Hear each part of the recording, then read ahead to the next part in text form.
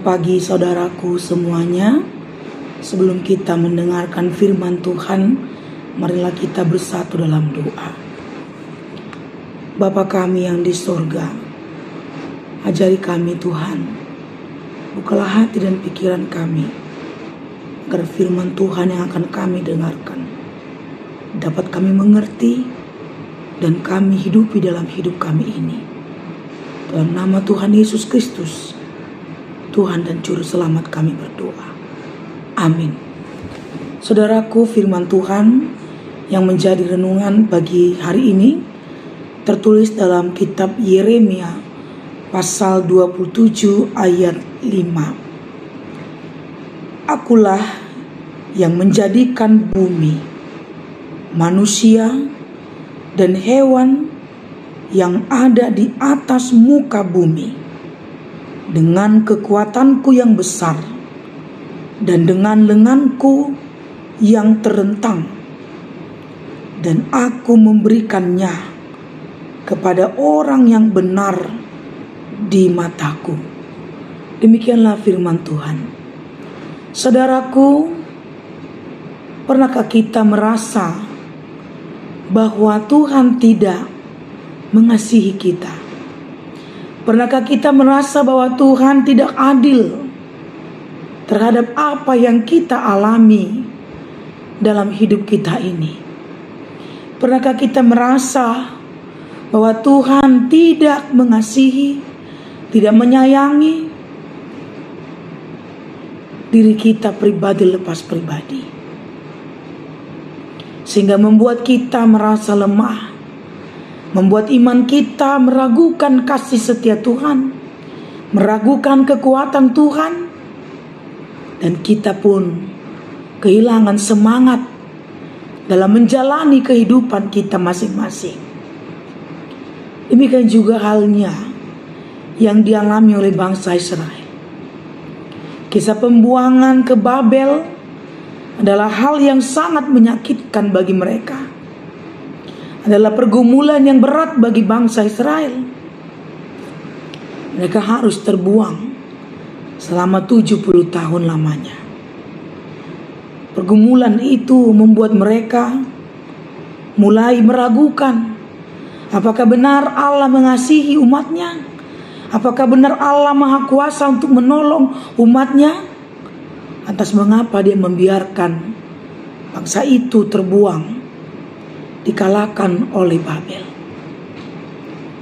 Saudaraku yang kekasih, renungan kita pada pagi hari ini melalui perkataan Nabi Yeremia mengingatkan kembali kepada bangsa itu dan juga kepada kita, terlebih kepada kita yang sedang mengalami banyak tantangan pergumulan dalam hidup ini. Kita harus selalu mengingat seperti yang dikatakan renungan kita dalam ayat 5. Akulah yang menjadikan bumi, manusia, dan hewan yang ada di atas muka bumi ini dengan kekuatanku yang besar dan dengan lenganku yang terentang. Pernyataan ini ingin mengatakan kepada kita semua bahwa apapun yang kita alami, apapun yang kita rasakan dalam hidup ini, janganlah pernah lupa bahwa ada Tuhan Allah yang berkuasa atas hidup kita. Dia Allah yang menciptakan kita. Dia Allah yang mengetahui tentang kita. Dan tidak ada satupun yang kita rasakan, yang kita alami, yang tidak diketahui oleh Allah. Sebab dialah yang menciptakan kita. Walaupun bangsa Israel harus terbuang, tentu itu akibat dari dosa mereka.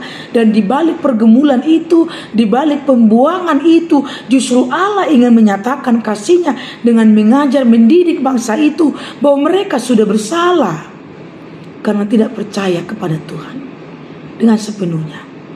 Mereka tidak percaya kepada Allah. Mereka meragukan kekuatan kasih Allah kepada mereka dengan menyembah Baal, dengan menduakan Allah. Di sanalah Allah ingin mendidik bangsanya, umatnya, supaya mereka benar-benar mengetahui siapakah Allah yang harus mereka percayai. Demikian jugalah dengan kita. Walaupun terkadang Tuhan mengizinkan kita mengalami pergumulan, mengalami tantangan, mengalami kesulitan, mengalami kesedihan yang berat dalam hidup ini, saudaraku, mari kita memahami semuanya dengan pandangan positif. Mari kita ingat bahwa Allah tidak pernah merancangkan yang tidak baik bagi kita. Rancangannya selalu baik. Ketika Tuhan mengizinkan pergumulan datang, ingatlah melalui pergumulan itu ada banyak alasan Tuhan kepada kita. Mungkin Tuhan ingin menguatkan iman kita. Mungkin Tuhan ingin mengajari kita agar semakin mengandalkan Tuhan, percaya, beriman. Mungkin Tuhan juga ingin mendidik kita supaya jangan sombong, jangan angkuh, jangan mengandalkan kekuatan kita dalam hidup ini, tapi mengandalkan kekuatan Tuhan.